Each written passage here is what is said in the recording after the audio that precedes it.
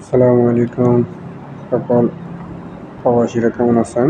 সকল দেশের মানুষ কেমন আছেন? আমি আছি আল্লাহর রহমতে ভালো। একটু অসুস্থ ছিলাম, যাক আল্লাহর রহমতে একটু সুস্থ আছি।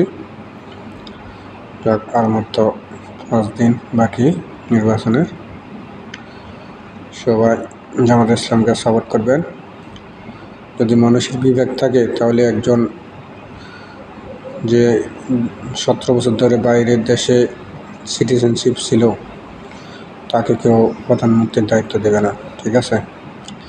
যে মানুষের সুখ দুঃখের কোনো কিছুই বোঝে না, যে বাংলাদেশে যে কুমিল্লা একটা ইপিজেড আছে সে এটা জানে না যে কুমিল্লা ইপিজেড আছে, সে আবার বক্তৃতা বলে যে কুমিল্লা ইপিজেড করবে।